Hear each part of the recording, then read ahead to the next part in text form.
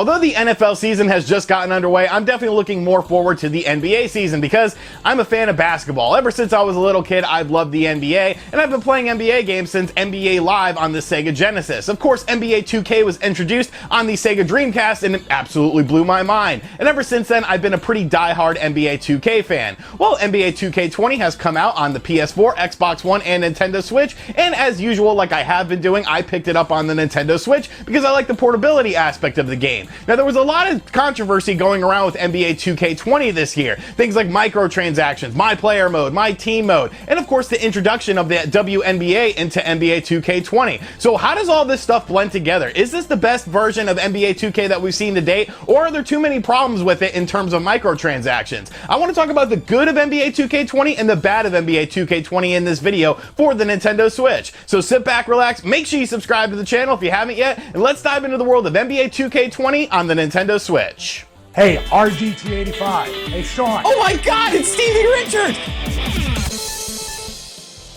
So two things I sort of gloss over in most of my NBA 2K reviews are the my player and my team mode. And honestly, that's just because I don't care about those modes. I don't play these games to have a story mode. I don't play these games to sort of build my own team in a weird way. I play sports games to play the actual sport. But I know a lot of people are looking forward to things like my player and my team mode, and this is sort of the area of controversy when it comes to these games because of things like nickel and diming and microtransactions out the ass. So I gave both of these modes an honest shot. Let's first talk about my player mode, and just wow, this just seems so unnecessary to me. I remember when my player mode was you would create a player, you would go through the rise of the NBA, and that was it. You know, that was what you did. But now they have to incorporate this deep story, this deep narrative, and it's just so laughable to me. Of course, there is only one character that you play as in terms of a voice, so the whole thing is voiced over. So if your voice doesn't sound anything like this dude, his dialogue isn't sort of like how you would talk, it really doesn't sort of click with me. It doesn't really sort of gel with me, and it's just sort of weird in my opinion because it's supposed to be my player. It's supposed to be me. So I created my player and I was thrust into an NCAA game in which we were trying to position for bracketing in the NCAA tournament,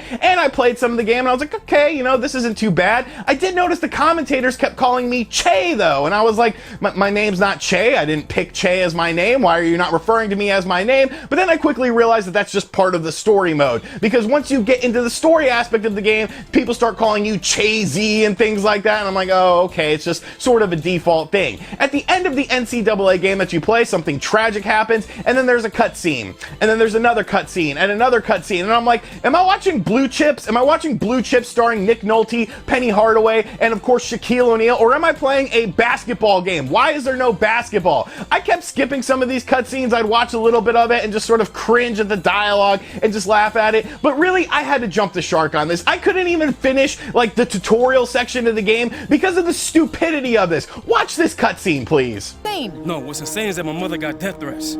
I can't stay here. Che, look at me. Look at me! Okay. I know this is hard. Death threats to his mother over basketball, and I'm like, no, I'm done here. Like, I tried, people. I tried. I wanted to check this mode out, but I can't. I cannot be saddled down with this stupidity. Like, this is just this is absolutely absurd to me. I've been playing sports games for years now, and we used to buy the games because of improvements to the core gameplay and the new rosters. We don't need these story modes. Who are the people asking for these story modes? I don't know, but I am not one of them. Now, talking about my team mode, I actually digged a bit deeper into that. I played around with it, and holy hell are there microtransactions out the ass. With my team mode, basically you start out and you're trying to get packs of different players to assemble your team. At the start of it, you are choosing one of 5 packs with celebrity and big name players. I chose Hakeem Olajuwon, and then you get a bunch of mid-tier players to fill out your team roster. And when I say mid-tier, it's mostly mid-tier to scrub tier. Some of these players I'd never even heard of. How do you get more players? How do you get more cards? Of course, you could play the missions in the game and try to accomplish that, but that's the slow way. You don't unlock anything really by going at that pace. You have to use your virtual currency. And how do you get virtual currency? With real world money. And it's absolutely ridiculous. There's slot machines, there's spin the wheel stuff to get a special prize every day. And it's just like, this is ridiculous. You have to do tasks like stop Anthony Davis and the modern day Lakers as your team of a hodgepodge crew of people. Now, I managed to do it. It wasn't all that difficult, but it's like, at what point do we say that this is just absolutely stupid? You are constantly trying to get more card packs and trying to get more players onto your team so that way you can actually do the harder achievements. And it's just ridiculous. Sometimes there's server issues and it won't work right at all, and you can't seem to access it, of course, unless you're online. So it's like there's no real single player stuff in that sort of My Team stuff. You can't really play it offline because it needs contact to the server, much like in My Player mode. So it's just ridiculous to me. There's so many microtransactions. It's obvious that they want your money, and that's why a lot of people are outraged about this game. If you actually look, Nintendo tweeted out a day or two ago about this game coming out on the Nintendo Switch, and all these people in the comments of it were like, don't support this game, it's gambling, blah blah blah. And I get that sentiment, I get that mindset, but once again, there are a vast majority of people who actually play the NBA 2K series to play the actual game of basketball, and I'm one of those people. I have never spent an additional dime on NBA 2K stuff. So when it comes to the actual basketball of the game, is that at least good? Is that at least an improvement? That's what we really need to dive into. Of course, one of the big additions to NBA 2K20 is the introduction of WNBA into the game. You have all the WNBA players and all the WNBA teams. And I was honestly a bit skeptical about this. Not because I'm a He-Man woman hater or anything like that, just because I felt like this would have been a half-assed thing. Are you actually going to change the gameplay to be modeled after the WNBA? Because the WNBA is a vastly different game than the actual NBA. But after playing some of the WNBA stuff, I must say, it's actually kind of fun. It's a very different style of basketball than the NBA. You have players of different sizes and statures on the WNBA. There's players that are like 5'4", 140 pounds, which you wouldn't really see in the NBA. So there's a lot more emphasis on speed and teamwork and ball movement, more so than just crashing the paint or trying to push the ball into the paint and do a big fancy dunk. I actually like the deviations in the gameplay though. I think it feels pretty fresh, and it definitely feels different than a standard NBA game does. I will say that they kind of did skimp out on the presentation though. When you're playing an NBA game, of course, you have Ernie, Shaq, and Kenny in the studio talking about it, but you don't have anything like that with the WNBA. You don't have a rotating roster of different announcers either. There's just 3 announcers, and honestly, they sound a bit disinterested at times, but at least it's a different style of basketball. I really don't follow the WNBA all that much. I did recognize some of the players like Brittany Griner and Diana Taurasi and things like that, but I had fun sort of learning about these players, and just the differentiating style of basketball was actually pretty cool. Of course, there is the street mode as well, which is still pretty much the same as it's always been. You can play anything from a 1-on-1 to a 5-on-5 to a game of 21, half court, full court, whatever you want to do. I did notice a little graphical glitch when I was playing. Kimball Walker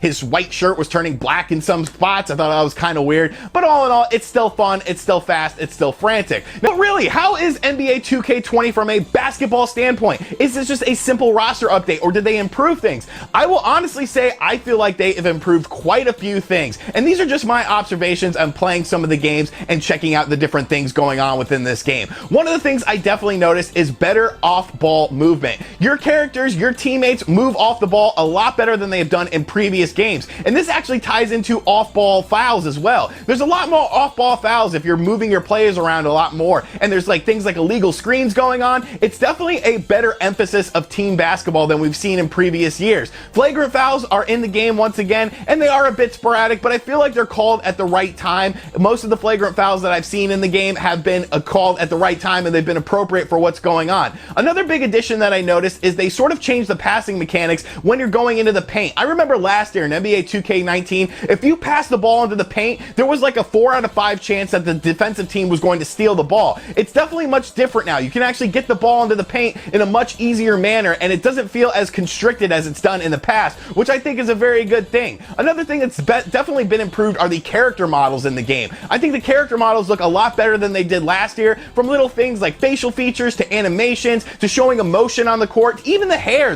looks a lot better this year as well, which is pretty impressive. I feel like the on-ball defense is actually tightened up as well, and it makes for a better experience. I like to play on ball most of the time when I'm playing defensive stuff, and I think they've done a much better job this year of being able to secure the person you're going up against when you're trying to defend against them. One thing I definitely noticed as well is while the superstar players are still superstars, you can definitely sort of shut down superstar teams in a bit of an easier manner than you could in previous years. Of course, the superstars are still going to get their points. You just sort of have to live with that. But as long as you're able to shut down the complementary players that are alongside of the superstars, you actually have more of a fighting chance. And I really like that about the game. You know, I was playing a game against the New Orleans Orleans Hornets, and Chris Paul was getting his points, but nobody else was. So I just let it go to where Chris Paul would get his points, and I was able to shut down the other members of the New Orleans Hornets and really secure my win in this game. I've noticed a lot of different things, like the animations, like I said as well. There's a lot more on-court emotion. You see things like your bench getting more hyped. If it's a close game at the end of the game, everyone's standing up, everyone's moving around. And another thing I definitely noticed is there's a lot less clipping this year as well. Sometimes when you're playing NBA 2K games, you notice that ligaments just sort of go through people and they're like the invisible man. But there's definitely a lot less clipping in NBA 2K20.